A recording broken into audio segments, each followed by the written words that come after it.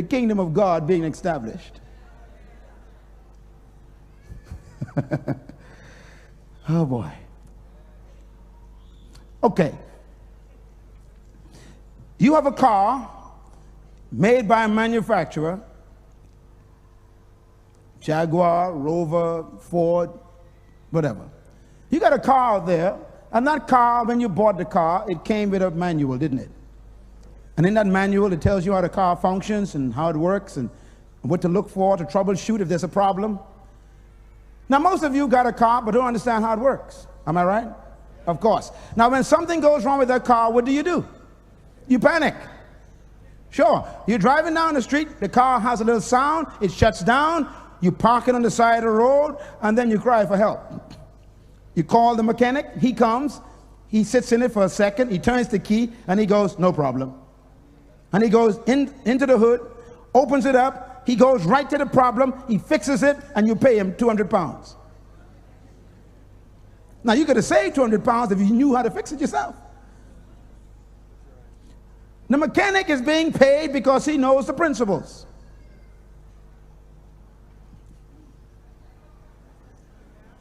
You got to pay him because you don't.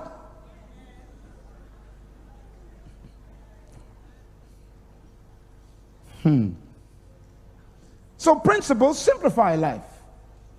Okay, the car you bought works on the principle of what? Gasoline. Doesn't it?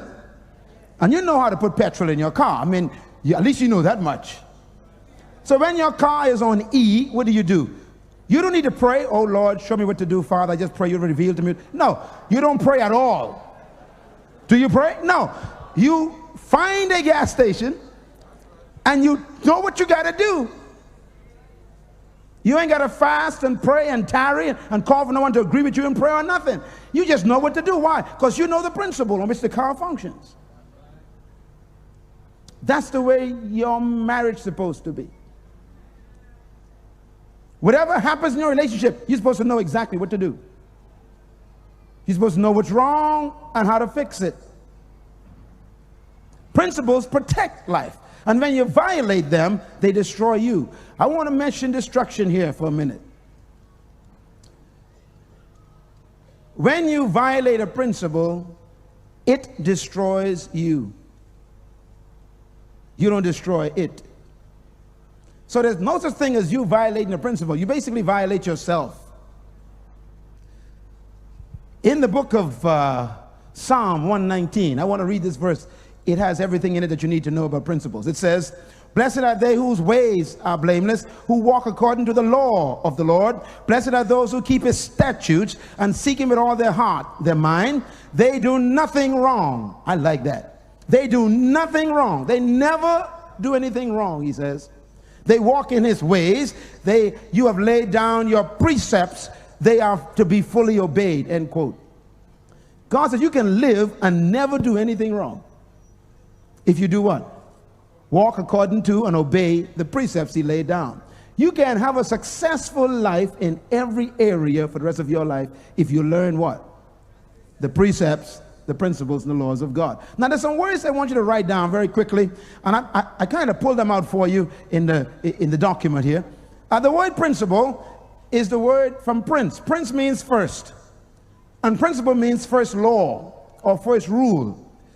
Principle means the fundamental law, base foundational rule, and therefore a principle is the first foundational original law established by which a creature or a created thing is designed to function or be regulated. So a principle is the first law laid down by the manufacturer. That's a principle.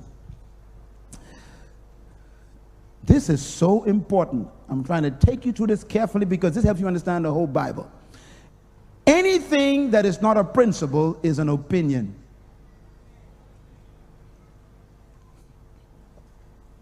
What's a principle? Look at the notes. A principle is what? Principle means what? First. You know, when a king and a queen has a child, they are called a prince or a princess. That word means they are first in line for the throne. So prince means first. Satan is called the prince of darkness. The word darkness in Hebrew means ignorance. So he's the first one to rule by ignorance. Hello. That means the area of your life where you are ignorant, Satan has the most rulership over you. And that's why I read 4 books a month. It's tough. For 21 years, that's been my commitment. I read 4 books a month. Sometimes I don't make it. Sometimes I make 3 books, depending on the size of the book. But my goal is to read 4 books every month. I've been doing pretty good over the last 20 years. I read 4 magazines every week. The Economist, U.S. News and World Report, Newsweek, and Time. I read them. I want to know what's going on. I'm trying to destroy ignorance. I'm trying to get rid of ignorance. Why? Because whatever I don't know, Satan controls me in that area. Your greatest enemy is not sin nor Satan. Your greatest enemy is ignorance. God says, my people are destroyed not because of devils or demons or sin, but my people are being destroyed because of what? Ignorance is destroying you. So the less ignorance you have, the less destruction you experience. Because Satan can only rule in darkness. He rules over ignorance. And that word darkness means ignorance. And in Hebrew, the word darkness means ignorance. But in Hebrew, the word knowledge means light. And Jesus is known as what? The light of the world. Satan is known as what? The prince of darkness. The more you get knowledge, the less Satan controls you. So if you've been destroyed in your health, don't just ask for prayer for healing. Check what you're eating. Maybe your knowledge in your area of what you're eating is destroying you. And Satan is using them canned foods with all that preservative to destroy your life.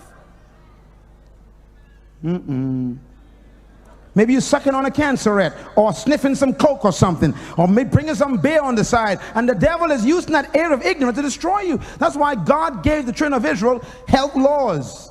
Not just healing, but health laws. Because knowledge keeps Satan away. I like what Jesus said. He says, I am what? The light of the world. Light means what? I am the knowledge. Therefore, he says, I am the revelation the world needs. And then he says, Satan has no part in me. In other words, there's no part of me he controls. Why? Because I know everything. Give him a hand. He's an awesome God. Yeah, but don't clap for him. I want you to clap for yourself, because then he also says, now you are the light of the world. See, you're supposed to know so much that Satan doesn't have any part in you either. Give yourself a hand. You're getting more knowledge right now. My number 1 passion in life is to destroy your darkness. That's why I teach so meticulously. That's why I teach so simply, because I want you to get revelation knowledge so Satan can never destroy that area of your life again. Tell your neighbor, I hate ignorance. Say it again, I hate ignorance. Psalm 119. We read it. He says, the law of the Lord, the statutes of the Lord, the ways of the Lord, the precepts of the Lord, the decrees of the Lord, the commandments of the Lord, the word of the Lord. I want you to notice that all these words are used in that one passage.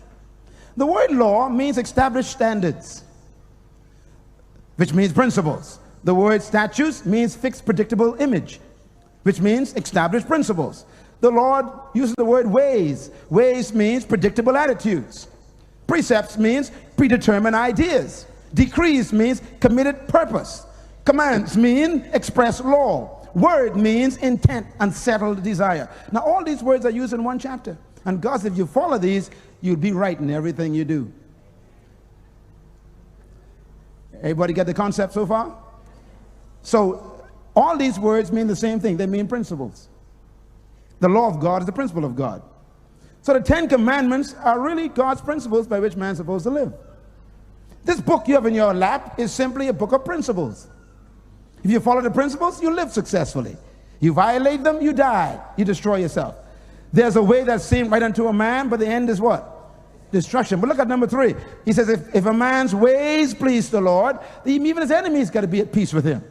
If you walk in the ways of God, David says, they make my foot sure, and I will preserve my life. The ways of God is the principles of God. If you follow the manufacturer's instructions, then the car will always function. And so, for us to have successful marriages, the key to life then, and effective living, is knowledge, understanding, obedience, and application of the principles of the Creator. And I think the greatest tragedy in life is ignorance of these principles of life. And that's why Jesus came. He is called the Word. God sent a word because we were lacking instruction of the principles. Hebrews 1 verse 1 says, by his Son, whom he appointed heir to all things, and through whom he made all the universe. The Son is the express image of God's glory and the express image of his very being, and he upholds and sustains all things. How? By the word of his power, or the power of his word. In other words, God not only created the universe, but all of the universe, including the earth, is functioning on principles. Principles simply means the word that the manufacturer gave. When you buy a VCR or a toaster or a car or a refrigerator, or you buy a microwave oven, when you open the box of that VCR or that microwave, the first thing you see is not the product, do you?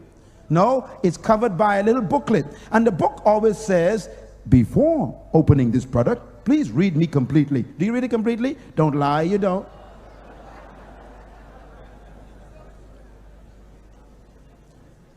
Now, what is that book called? It's called a manual. Everybody say manual. Write the word manual down. Very important, the word manual. Now, the word manual is from the word manufacturer. The word manu means to make. M-A-N-U means to make. To fabric. Okay? Manu means to make. Manufacturer means the factor that made it. So the manufacturer is the factor that made it. Manufacturer. Factor manu. That which makes the product is called the manufacturer. The factory that made it. You get that? Okay, so manual means to make. Now look at the word manual, write that down. The word manual also has manu in it, which means make, to make. But when you put the word manual together, it means the mind of the maker.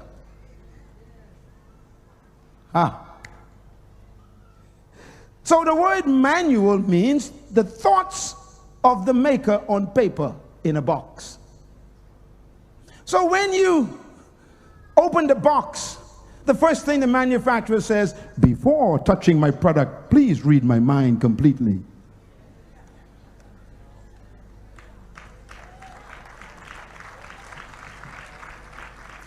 Why does the manufacturer say that? Because the manufacturer is stating clearly, you don't know my mind concerning my own product. Now, some of you have bought a VCR machine. And your VCR machine has 12 functions, but all you know is 4. Stop, rewind, pause, and play. Anybody guilty? Let me see your hands.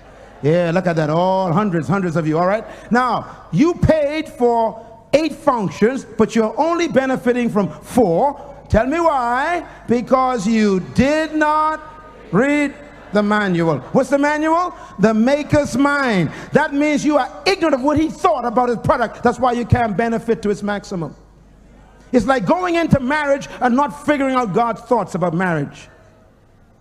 And instead of benefiting, you suffer. Marriage was not created by the government of this country. It's not a product of social scientists. It's not the product of psychologists. So why do you keep going to psychologists to get help for your marriage? It's because you haven't read the manufacturer's manual. You do not take a Jaguar to Toyota to get it repaired. Come on, let's talk a little bit here.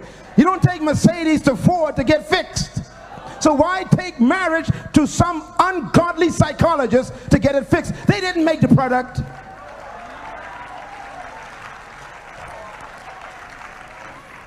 Oh, Pastor, I need a week just to deal with marriage, you know, because we don't understand. We keep trying to make it work with parts that don't fit.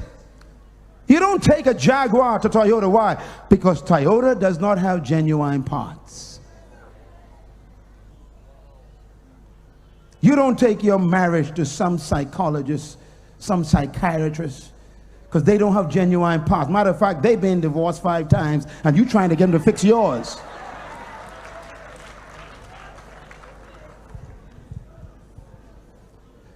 Tell your neighbor, read